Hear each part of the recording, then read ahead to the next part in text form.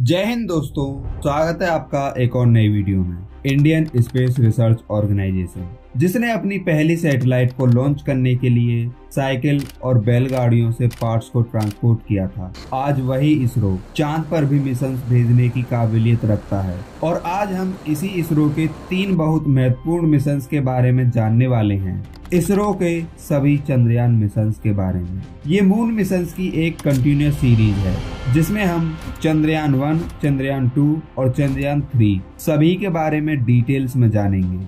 मैं विकास कुमार और आप देख रहे हैं मोर देन फैक्ट्स। तो बिना देरी करते हुए let's start this video with the name the moon missions of India.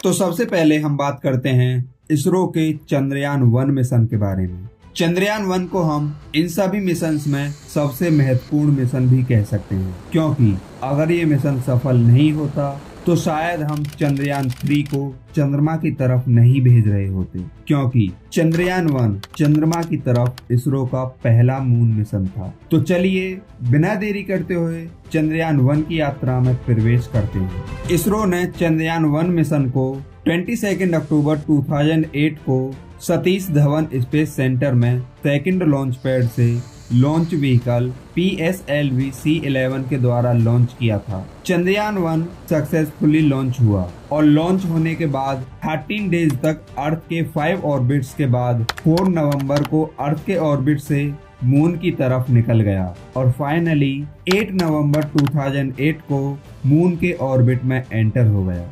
इस मिशन में एक लूनार प्रोब और एक मून इम्पैक्ट प्रोब शामिल था। इस मिशन में प्रोब का वर्किंग पीरियड 2 साल तक चांद को ऑर्बिट करके चांद की स्टडी करना था और मून इम्पैक्ट प्रोब को चांद के सरफेस पर क्रैश करके कलेक्टेड डाटा सेंड करना था, जिससे चांद को गहराई से समझा जा सके। और 14 नवंबर 2008 को मून इम्पैक्ट प्रोब को चांद के सरफेस पर सक्सेसफुली क्रैश भी किया गया और जहां ये प्रोब क्रैश हुआ उसे जवाहर पॉइंट नाम दिया गया। इसरो का ये मिशन भारत के स्पेस एक्सप्लोरेशन में एक महत्वपूर्ण कदम था। दोस्तों, चंद्रयान 1 के मेन ऑब्जेक्टिव्स चांद की केमिकल, मिनरोलॉजिकल और मून के पोलर सरफेस की मैपिंग के साथ चांद के नॉर्थ एंड साउथ पोल पर आइस वाटर की खोज करना था, क्योंकि मून के पोलर रीजन्स पर कोल्ड टेम्परेचर के कारण वाटर की आइस के रूप में मिलने की संभावना हो सकती थी। चंद्रयान 1 में 11 साइंटिफिक पेलोड इंस्ट्रूमेंट्स इंटीग्रेटेड थे, जो इसरो ने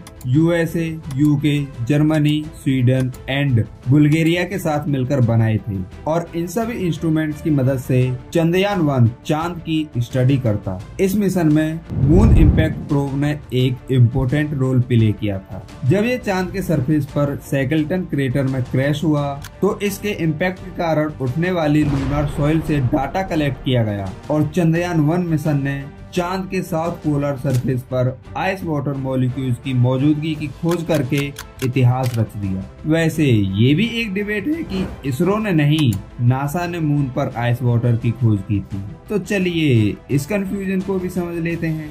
चंद्रयान 1 के मून इम्पैक्ट प्रोब में नासा का एक इंस्ट्रूमेंट मून मिनरोलॉजी मैपर था, जिसने मून इम्पैक्ट प्रोब से सेंड किए गए डाटा और चांद की मिनरोलॉजिकल मैपिंग करके चांद पर आइस वाटर की मौजूदगी को कंफर्म करने में इम्पोर्टेंट रोल निभाया था। तो चांद पर वाटर की खोज करने के लिए नासा और इसरो दोनों को क्रेडिट जाता है। हालांकि इसमें इसरो को ज्यादा क्रेडिट जाता है, क्योंकि चंद्रयान 1 मिशन इसरो ने ही लॉन्च किया था और इसरो के साइंटिस्ट ने ही इस डाटा को स्टडी करके मून पर आइस वाटर को कंफर्म किया था, जिसे बाद में नासा ने भी कंफर्म किया। वैसे ये प्योर वाटर नहीं है, बल्कि ये चांद के सरफेस पर मिट्टी में बहुत कम मात्रा में पाया गया है, वो भी अदर मिनरल्स में घुला हुआ। तो अब चांद पर वाटर तो मिल गया है, लेकिन इसका मतलब ये नहीं कि चांद पर इंसान बस्ती बसा सकते हैं। हालांकि चंद्रयान 1 के मून इम्पैक्ट प्रोब ने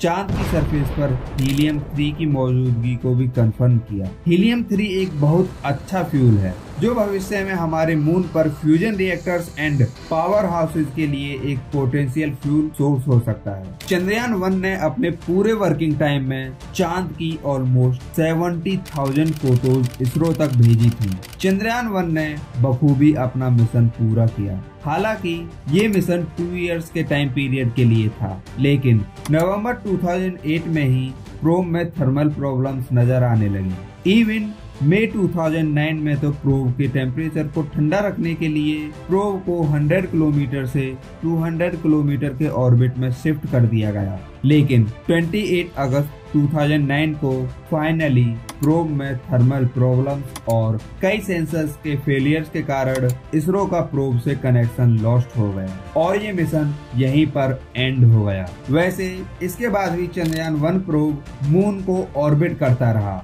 जिसे कुछ समय बाद नासा ने अपने राडार सिस्टम से ढूंढ भी लिया, लेकिन अब चंद्रयान 1 फंक्शनल नहीं था। ये थी चंद्रयान 1 की कहानी।